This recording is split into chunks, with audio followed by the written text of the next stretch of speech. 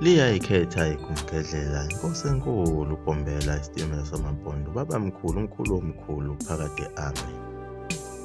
Iyasha inkokhokho wela kwaZulu, uyasha umkhondo, liyasha iwisa. Selibaleke kudala igwala laya eThekwini. Njengamanje ibhekene ngeziqu zamehlo kuZulu njengoba sekuhleli sona isilo ogcetshwayo esihlalweni. Phela sikhulumile ngaso isilo ogcetshwayo ukuthi kukhona lokhu kuyakukhuluma ukuthi ngathi sasiyiyo impela ingane yelembe eyayifihliwe ifihlwe kuye umntwana umpande.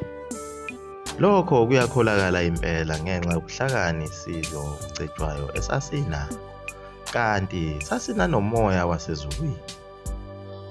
Sichazile ngawo amakhosi ukuthi ibona abantu emandulo abakhuleka uNkulunkulu bathi bacela ukuthi uNkulunkulu ehlise umuntu ozoba inkosi phakathi kwabo ngoba babemsaba futhi bemhlonipha kakhulu uNkulunkulu uma eqhamuka, ngoba wayeqhamuka ngokuduma kwezulu okukhulu okwesabekayo. Akekho wayengesabi, wonke umuntu wayelala phansi, njengoba ubona ukwenza kwamaSulumane uma ethandaza. Ukuthandaza bekuthandazwa kanjalo, hhayi njengoba wena mngani wami uthandaza umile, kodwa ngisho kuyihlo nonyoko okuzalayo uma kukhona into oyicela kubo, awuyiceli umile, uye uhlale phansi noma uguqe. Kodwa kuNkulunkulu owumdali wezulu nomhlaba sikubona wena ushaya izandla, ubanga umsindo kakhulu, uthi ukhuluma izilimi, kodwa ube uthi lo muntu ocela kuyena uyamhlonipha, kodwa manje lo msindo ubanga kangaka nalolu limi luni lona lolu olukhulumayo? Ludalwe uyena uNkulunkulu lolu limi kuba ulukhulume na? Yena umuntu okulalele noma obabamkhulu bakho nonkulunkulu bakho bathini uma wenza lento? Asiyazi ukuthi lento yavelaphi. Wayehlisa kanjalo kweNkulunkulu inkosi njengoba sikhulumile ukuba uShaka lona wayinkosi futhi ewumprofethi. Udingani yena asikho isimanga esezwa kuthiwa wake wasenza esasikhombisa ukuba wayivela ezulwini, ngenxa yokuthi waba yinkosi eyabekeka ngaleya ndlela esiyichazileyo. Kodwa ebukhosini amaningi akwaZulu sizobala uNdaba, amaGeba. Ukhona umlingo osezulwini ayewuphethe otholakele ukuba uNdaba wayenehubo lakhe ayelihuba bese eshaya ugubhu. Mayelishaya lolu gubhu wayelishayelani na? Wayesuke efuna ukunisa imvula uma izulu selomisile. Kubuye kuyiwe kuyona inkosi yakwaZulu uNdaba, bese yenisa izulu inisela abantu. Nawo amakhosi asewawukhohlwa umsebenzi wawo, ngoba phela inkosi uma ikhona iyinkosi yokuthi abantu bakaNkulunkulu bangahlupheki. Sikuchazile futhi lokho ngokwezigaba ukuthi inkosi ikusiphi isigaba. Inkosi kusigaba number 3. Isigaba sokuqala uNkulunkulu, esesibili umprofeti, esesithathu inkosi. Amakhosi aphiwe amandla amangazayo, kodwa nawo ngenxa yokuthi ayesehaqwe yibo laba bantu abamhlophe ababethunyelwe kuleli zwe, akhohlwa nawo amukela yona lenkohliso. Njengoba uthole inkosi yenza konke futhi nayo okuphambene noNkulunkulu, idla izingulube, iphuza utshwala. Inkosi enjani yona lena? Isizwe siyahlupheka, kodwa naso isizwe sike sitholakale siyijabulela futhi inkosi enjani. Kufana nenkosi uma kutholakala ukuthi iyakwazi ukugiya nokushaya izinduku. Isizwe siye sijabule kakhulu sithi inkosi impela lena. Kodwa musubuka ukuthi-ke lokhu kushaya izinduku nokugiya kwayo kuzoyinikani isizwe singatholi impendulo? Ucetshwayo lona wayithunjwe ngayo-ke le mithetho lena. Esike sawubala lo womngcele ukuthi awuvumelekile uwela umngcele uze uyofika endaweni yabelungu. Sikhona isiqhwaga esikhulu esasithunyiwe iwona amangisi embuthweni waseBritain. Lesi esivela lapha uSir P43.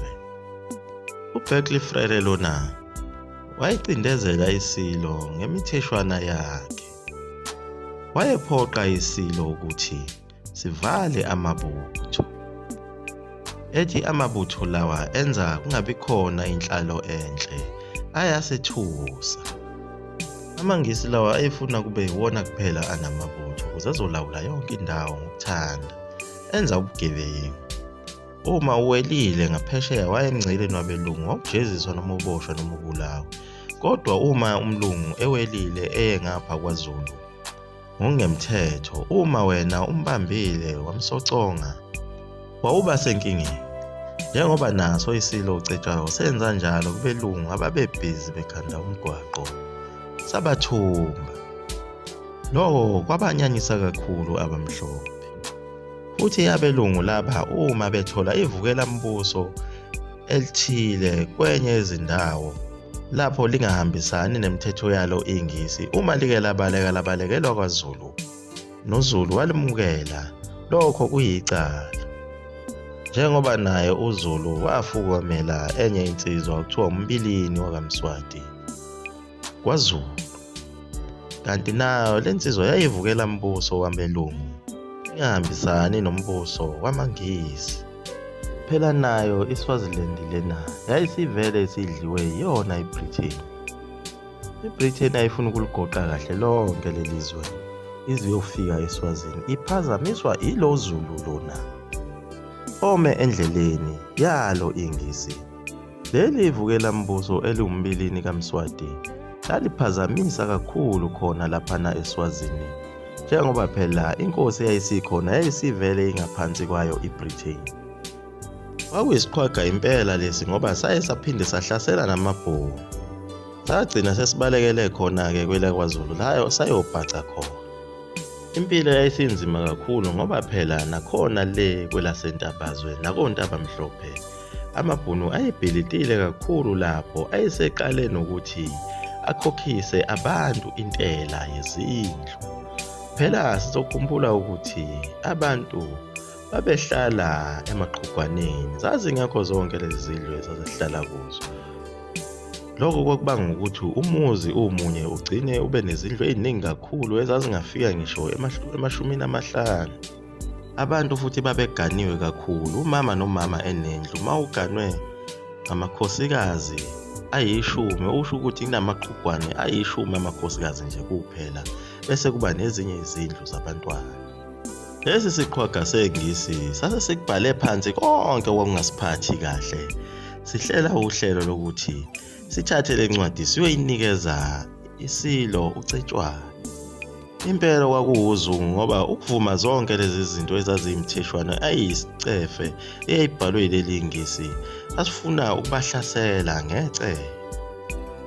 Phela nabo abelungu laba babethunjiwe okuthiwa babakha umgwaqo owawusuka eMsunduze uya othukela, bagcine bededelwa. Kodwa lokho kwakuseyicala kuye uP43. Ufuna inceba azongena ngalo ukuze agqilaze isizwe sakwaZulu. Uyayifuna le ndawo. Ufuna phela ukunconywa phezulu lapho athunywe khona kwelikakhwini izwe. Phela uPhini lona uyena inkosi iqhwaga uQueen, ehamba iqhwaga onke amazwe ase-Afrika, njengoba siye sachaza amazwe akolonizile iAfrika yonke jikelele. Wonke lo mhlaba njengoba udliwa nje na lapha kwela kwaZulu udlelwa ukuthi uyoba umhlaba kaQueen, okuyena uyinkosi yamakhosi. Nale nkolo lena uyena oyithumele lapha ngokuqasha bonke labo thisha abangamasosha akade bezofundisa ngayo inkolo. Asiqhubeke njalo silandele igumkedlela, kodwa ukuze singabi nemibuzo eminingi kumele silandele amaphathi edlule ngoba umkhumbi uyaqhubeka. Ngoba uma ubamba endleleni uzodideka kakhulu, kumele uqale ekuqaleni part 1 njengoba size sifikele namhlanje. Liyaguqa lapho igumkedlela umzukulu kamafutha omkhovu futhi uyintombi nesoka phakade. Amen.